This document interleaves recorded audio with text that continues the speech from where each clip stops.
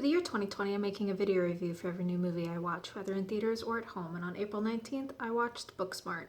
Welcome to my year in movies. This is Talking to Myself. So I got about 10 minutes into Booksmart when I realized that the choice of a film about seniors on the cusp of graduating comes across as a very insensitive, tone-deaf choice. I wanted to say that that was not my intention. It was just the film I happened to choose to watch, but I apologize if the choice kind of brings back bad memories, so I apologize for that. But again, it was not intentional.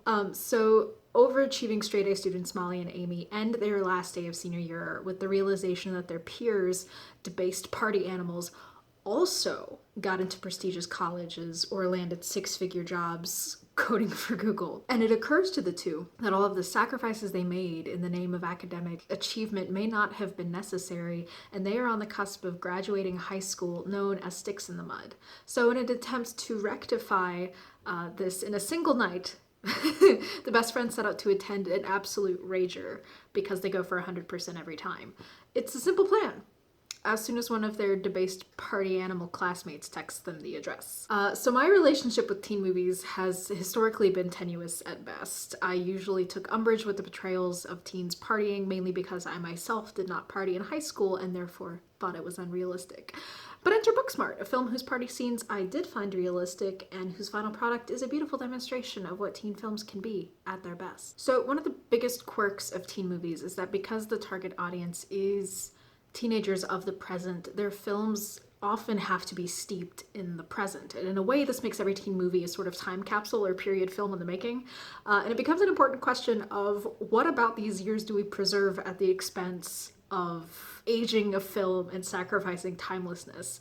I really think that Booksmart does the smart thing, and it doesn't rely on the dialogue to ground us in 2019, and it balances the responsibility to let us know what year this movie takes place in.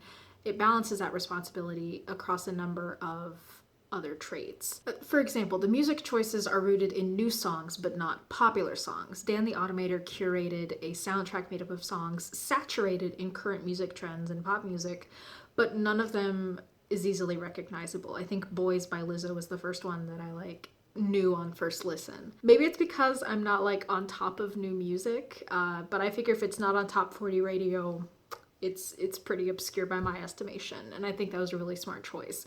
The wardrobe too helped sell the idea it was 2019, but they heightened this through the supporting characters. Molly and Amy dressed in a way I could believe their appearance if the film came out any time within the last 20 years. By making characters like Gigi and Hope and Jared in more year-specific wardrobe, it does get to lean into the year, and it has a lot of fun with the trends we see today, but it also allows the film to sort of submit its application to be timeless.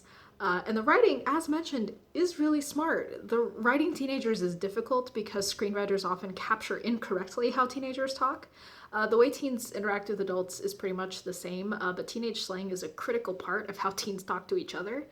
And it's hard to capture how teens talk in a normal setting without coming across as, how do you do, fellow kids? I am 23 years old, and just reading that aged me by about 20 years. I really am a 40-year-old in an 18-year-old's body. But by avoiding an over-reliance on teen slang, the movie keeps audiences invested in the dialogue. This film is just packed to the gills with really fantastic performances from everyone involved. Everyone's memorable and utilized in a really smart way.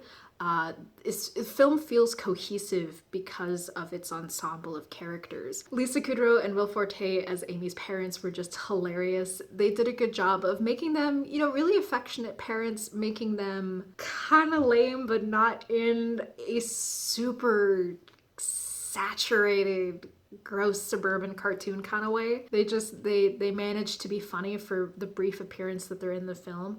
And they seem like they really care about Amy, and I liked that a lot. Loved Jason Sudeikis as their principal. Tired authority figures are a thematic weakness for me. I always enjoy seeing characters like that in film, and his scenes as their Lyft driver was probably my favorite scene in the movie.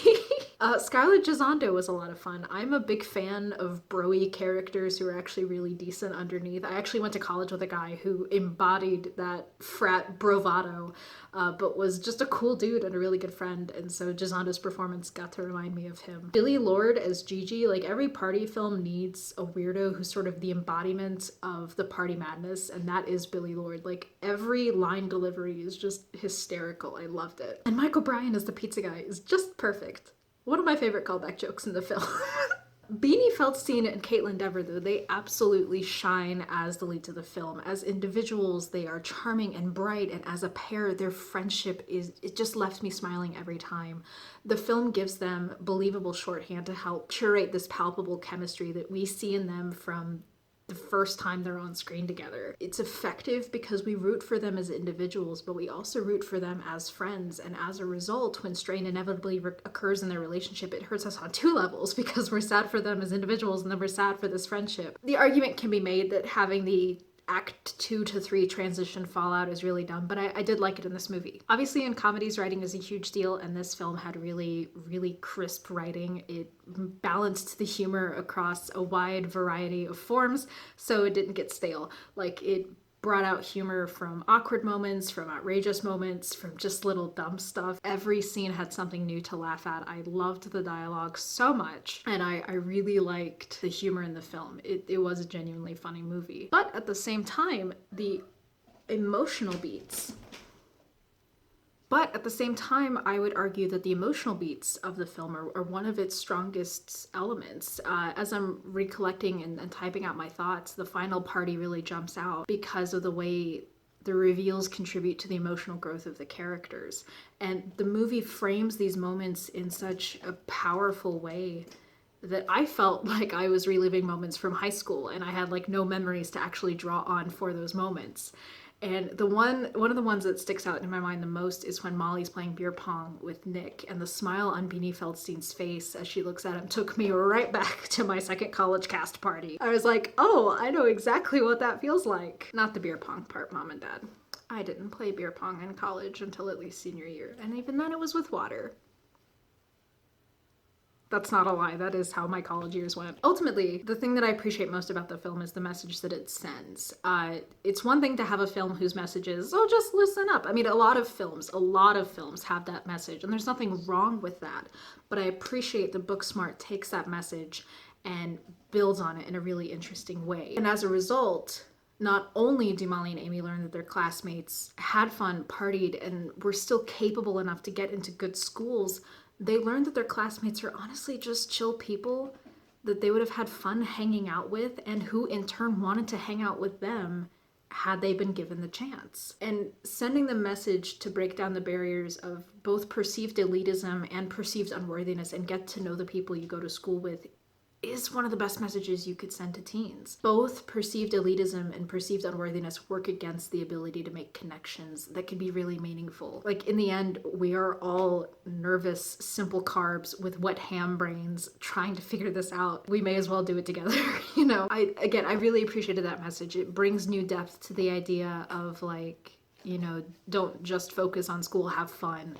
But it's like, why also have fun? And it's not, it helps make that message be more than a perceivedly selfish one. You know, like, again, it's one thing to tell people to loosen up and have fun, but if it's have fun by yourself, that, I don't know, I think that's kind of hollow. And so it's have fun and meet new people and make new friends.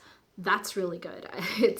That's always a good lesson to tell people, you know, to make new friends. I stand by that a lot. I honestly expected to laugh at Booksmart, but I didn't expect it to be as good as I found it to be. It ended up being a very heartfelt, very smartly made film, and I'm really excited for Olivia Wilde's new stuff. I think her next one is kind of a different vibe from this one, but it's clear that she has a good eye for this sort of thing.